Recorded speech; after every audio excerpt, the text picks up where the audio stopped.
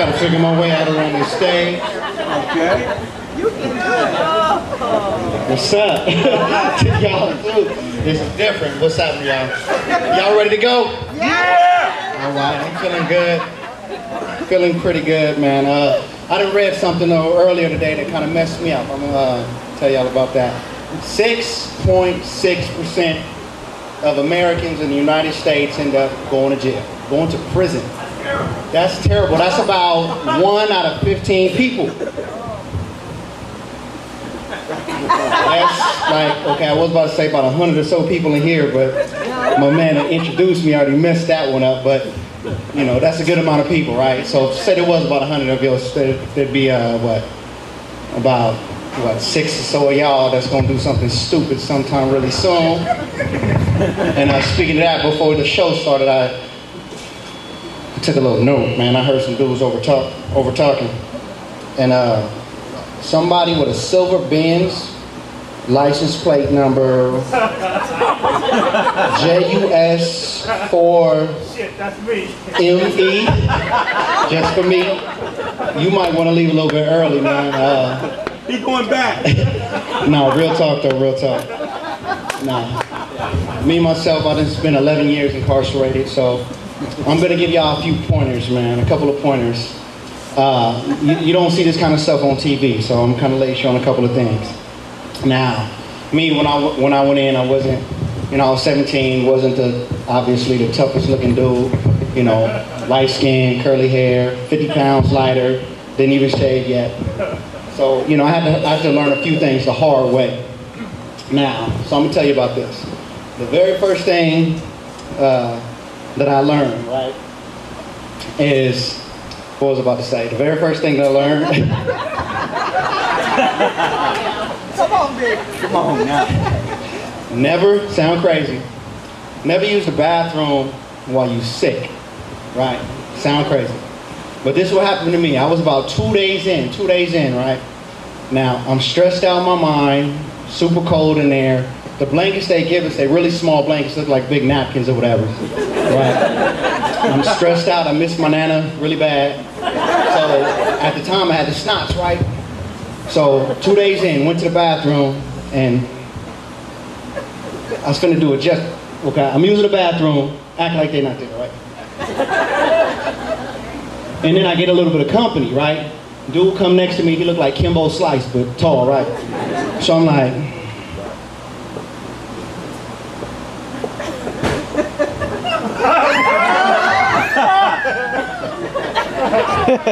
and don't forget I'm sick, right?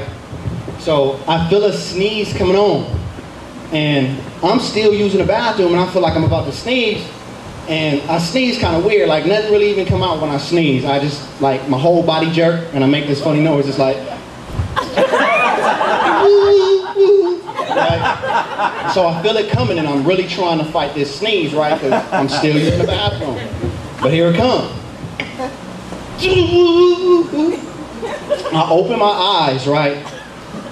And I'm seeing like droplets all over the place, right? And I look next to me, and there's even droplets in like Kimbo Slice's beard, right? So look, no, crazy. I'm scared out of my mind. Like, I want to scream. I try to faint, but you really can't try to faint, right? So I'm like, okay, think quick. So I start playing with the little handle. On the toilet, and I start cussing it out like it's broke or something. I'm like, man, there's water, man, it's splashing me up, just in case he like noticed later, right? But after I sneeze, Kimbo, he look at me, he like, oh, God bless you, brother. Now I'm feeling bad, because, you know, it's like, I didn't R. Kelly the dude, right? And he over here blessing me. Right? So that was the first thing I learned, man. If you sick, try to go to the bathroom by yourself, right? You know, stupid, but it's a valuable point, because, you know. Now the second thing I learned, it kind of contradicts the first thing, but it's important too. Never go to the chow hall if you got a boo-boo. I'm gonna tell you why, because this happened to me. This is the exact same day, okay? Now, I already got this crazy stigma about going to the bathroom, obviously, but it's something that I got to figure out how to get over, right? So, I'm nervous still, going to the chow hall about the little situation earlier that day. Now, if you got to go to the bathroom and you're nervous, that just kind of make it worse. Now, picture this. You go into the chow hall, and the chow hall, it looks just like it does in prison, right? You know, everybody quiet, sitting around, looking around real mean, gunner in the tower with the M16. Now, this is even making me more nervous. And I still got a boo-boo. So, I sit down, and I feel it brewing, right? And it's stale gas. Now, the difference between stale gas and laugh gas, like, okay, laugh gas is probably one of y'all done did it already. You don't even know what's coming, usually don't even stink, you just laugh. Now, it's embarrassing, but it ain't that bad. Stale gas is the gas that brew. It's from your nerves, all that. It's usually really, really hot. And look, when it come out, it's always ended by this little funny noise. It's like they all end sounding the same. It's that little, right? That's stale gas, right? So look, I feel the stale gas coming out, right?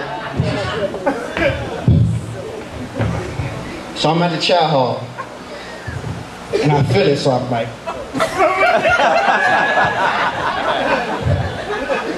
and I'm abnormally scared because I'm sitting next to a bunch of killers that they look like they really enjoying their meal, right?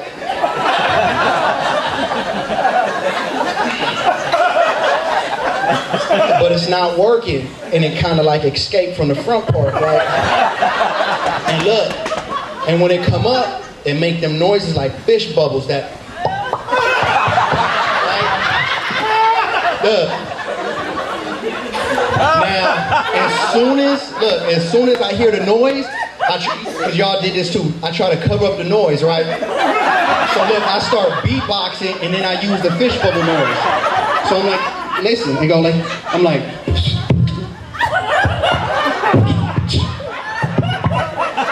but look, while I'm beatboxing, there's this dude that's sitting next to me. He looked like the 1990s version of Missy Elliott, right? So and he like, go light skin, go light skin. So I stopped that right away, right? Good times. That's what I learned from that, right? Good thing that I'm home, obviously, after 11 years, but I actually had a life sentence and then they granted my parole. And shoot, y'all clapping for me, give it up for my lawyer, you can. But look, check this out. There's everything around you kind of changed when you know you're about to go home after all of that time. Like stuff that bothered you before don't even bother you no more. And one of the things that bothered me forever is the nighttime, because it's, you know, the nights are the longest thing in the world. And the last 5 years that I did, I was actually in a dorm setting and it looked like army barracks. So if you ever seen those, like a war movie, just kind of picture that. Everybody sleeping next to each other. And at night, the coldest thing is just all the noises, because you're sleeping next to a whole bunch of men, right? And I'm not talking about like the snoring and all that, but just the weird gurgling and growling and stuff that happen at night, right? And it's just,